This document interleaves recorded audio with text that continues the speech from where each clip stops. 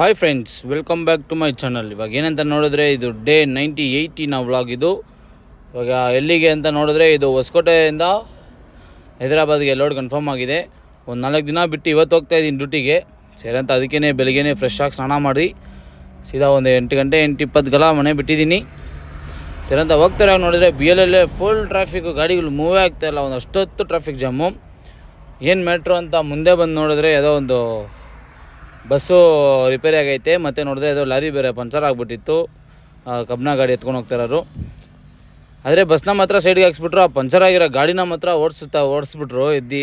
ಅವ್ನು ಪಂಚರ್ ಆಗಿದ್ರು ಎತ್ಕೊಂಡು ಹೋಗ್ತಾ ಇದ್ದಾರೆ ಮುಂದೆ. ಪಾಪ ಏನು ಮಾಡೋದಲ್ಲ, ಏನು ಮಾಡೋಕ್ಕಾಗಲ್ಲ. ಬಸ್ಸಿಗೊಂದು ಬಜಾರು, ನಮ್ಮ ಟ್ರಕ್ಕವ್ರಿಗೊಂದು ಬಜಾರ್ ಇರುತ್ತೆ ನೋಡಿ. ಪಂಚರ್ ಆಗಿದ್ರು ಓಡಿಸ್ಬಿಟ್ರು ಪಾಪ. ಅದೇ ಇನ್ನೊಂದು ಟೈರ್ ಹೊಡೆದಾಗಿದ್ರೆ ಏನು ಮಾಡ್ತಾಯಿದ್ರು ಸೆಂಟ್ರ್ ರೋಡಲ್ಲಿ ಅವಾಗ.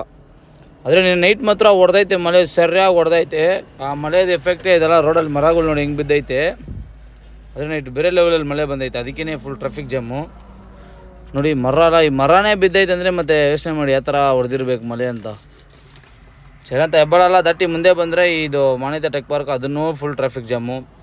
ಇವ್ರೇನೆಂದರೆ ಬರೀ ಬಸ್ಸಿಗೆ ಮಾತ್ರ ಫಸ್ಟ್ ಇದಕ್ಕೂ ಪ್ರಿಫರೆನ್ಸ್ ಕೊಡ್ತಾರೆ ನೋಡಿ. ಬಸ್ಸವ್ರನ್ನ ಮಾತ್ರ ಫಸ್ಟು ಕ್ಲಿಯರ್ ಮಾಡಿಸಿ ಕಳಿಸ್ಬಿಟ್ಟು ಆಮೇಲೆ ನಮ್ಮನ್ನ ಕಳಿಸ್ತಾ ಇದ್ದಾರೆ.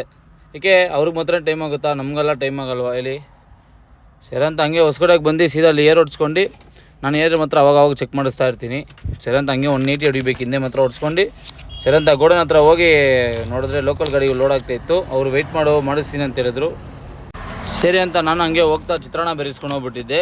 ಸರಿ ಅಂತ ಹಂಗೆ ನಾಷ್ಟ ಮಾಡಿ ಸೀದಾ ಅವ್ರ ಗಾಡಿ ಪೈಂಟ್ಗೆ ಹಾಕೊಂಡ್ರು. ಸರಿ ಹಾಕ್ಬಿಟ್ಟು ವೀಡಿಯೋ ಸ್ವಲ್ಪ ಎಡಿಟ್ ಮಾಡೋಣ ಅಂತ ಎಡಿಟ್ ಮಾಡ್ತಾರೆ. ನೋಡಿದ್ರೆ ನಮ್ಮ ಸಬ್ಸ್ಕ್ರೈಬರ್ ಒಬ್ಬರು ಬಂದರು. ವಿಡಿಯೋ ಎಲ್ಲ ಚೆನ್ನಾಗಿ ಮಾಡ್ತಾಯಿದ್ರು ಹಂಗೆ ಹಿಂಗೆ ಅಂತ ಅವ್ರು ವಿಡಿಯೋ ಎತ್ಬೇಡಿ ಅಂತ ಅವ್ರು ನಚಿಕೆ ಬೇರೆ ಬರ್ತಾಯಿದ್ರು. ಅದೆಲ್ಲ ಏನೋ ಒಂಥರ ಫೀಲ್ ಅಲ್ವಾ. ಸರಿ ಅಂತ ಹಂಗೆ ಅವ್ರನ್ನ ಮಾತಾಡ್ಸ್ಕೊಂಡು ಸರಿ ಅಂತ ನಾನು ಸ್ವಲ್ಪ ಹೊತ್ತು ಮಲ್ಕೊಳ್ಳೋಣ. ಯಾಕಂದರೆ 4 ದಿನ ಆಯಿತು.